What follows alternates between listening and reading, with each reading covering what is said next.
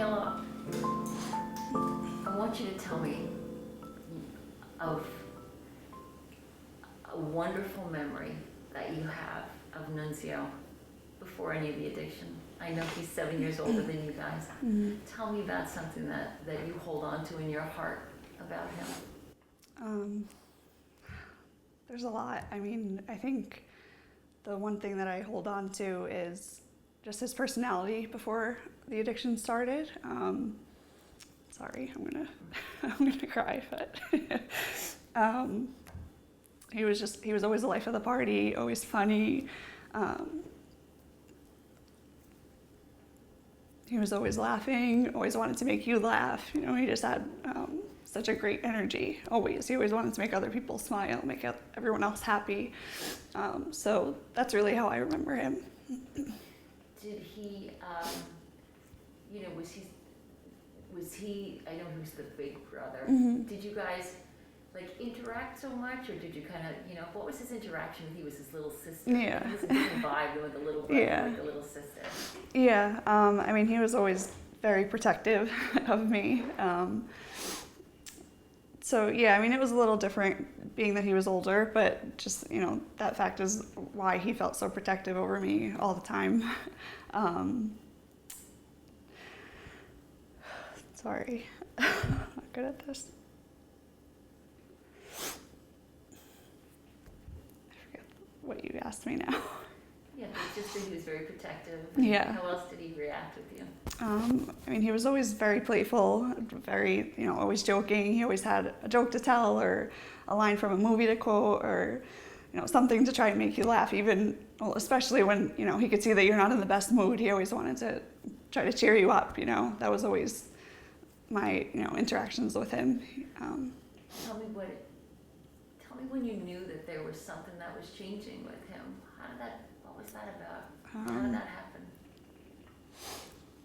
Let's see. I mean, it first started when I think we were in early high school, maybe middle school or early high school, and my twin brother and I didn't really, I think, know exactly what was going on because we were young and, they didn't really want us to know too much. But, and then we went away to college. So for a while, I think when it was, really his addiction was starting, we didn't really know as much as my parents did, that we didn't have the same experience as them. But I think, one of the things about addiction is that it really just can change the person's personality completely. So that was something that we saw, that he wasn't always the same, funny, joking, upbeat person that he used to be. And that's kind of how we knew that something was going on with him. What was he like when he was using? How did that personality change?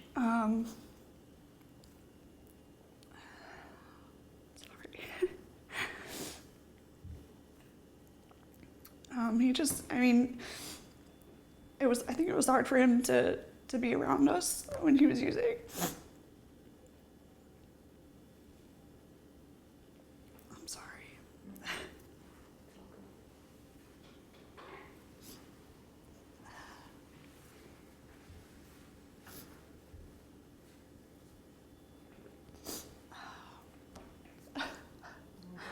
Sorry. You're doing great. I mean, this is the reality of it, and it's so important for people to see. It's always hard for me to talk about. I know, but I get it, and you know what? It is so important for you even to let a lot of stuff out. So, why do you think it was hard for him to be with you guys? Because I think he knew how it affected us. He knew that it was hurting us. And I think, we can tell that he felt that way because he wasn't himself when he was around us, when he was using. Did he ever act like, sometimes what they do is they feel really, really small inside. They feel very low self-esteem, a lot of shame, a lot of guilt. but it manifests itself as like a lot of bravado, Yeah. like a lot of I don't care, like it's your fault. Did you ever have that? Did you ever see that real personality change like that? Yeah, sometimes, and that's another thing that makes it hard, because it's hard to understand like why he's feeling that way or acting that way. So it's, you know, it's difficult to not start to like to blame the addict, you know, and to understand like that there's a deeper, something deeper going on there, you know, why they're acting that way, why they're not themselves. And so that's something that I struggled with a lot. I think we all did, but I kind of understand that now. I have a better understanding of that. Yeah, it's very easy and very natural to get really pissed off at somebody who's changing the dynamic in the family. Yeah. Tell me about how that, you know, you're watching your mom and your dad suffer. Yeah. How did that make you feel? Yeah, I mean, it made me angry a lot. It kind of made me distance myself from him, because I think I resented him for, you know, how it affected our family. I think it's a really natural feeling for family members that you know are not living in that moment. But you know, so you've learned, it sounds like you've learned a lot about this. What's the biggest thing that you've learned subsequent to his passing? I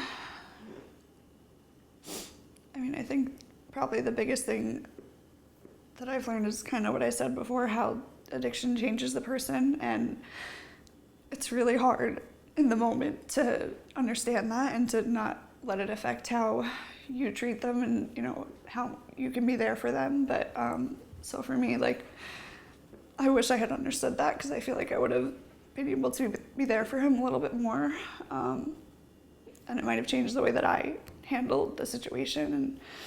And so I think that's just something that's really important for people to understand, that, you know, even though you might think that they're acting a certain way on purpose, they're not doing it to hurt you, you know, because they're really the ones that are hurting. So that's just something that I've gotten a better understanding of since he passed. If you had to talk to the sister of somebody that's going through that right now, what would your advice be to the sister? Somebody that's feeling exactly the way that you had been feeling. I guess I would say just, you know, keep loving the person, even though it's hard. Let them know that you love them.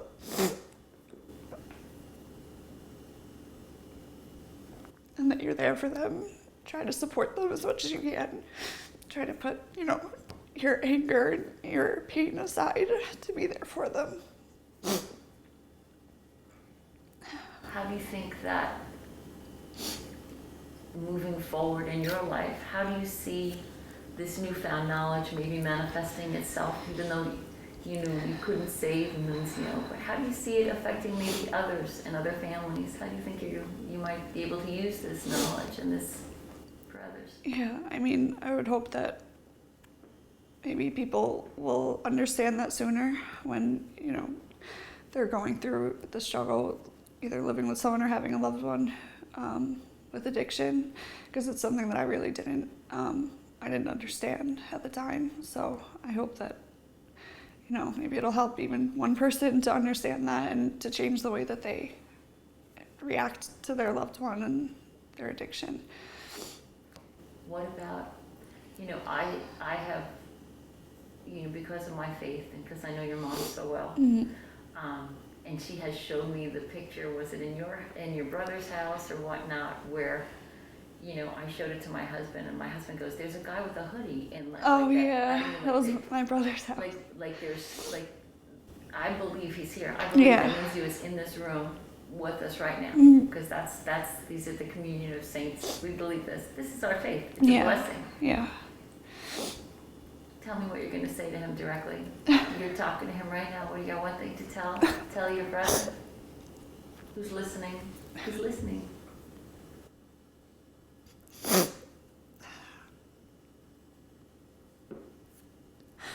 so many things I wish I could tell him.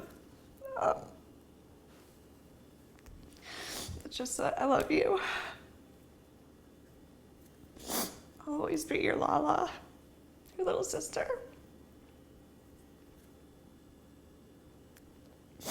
And I am really grateful for all the years that I had with him and all the good memories that I have. And even though it was, frustrating sometimes for having someone who was so protective of me and who loved me so much, and I miss him. I'm sorry.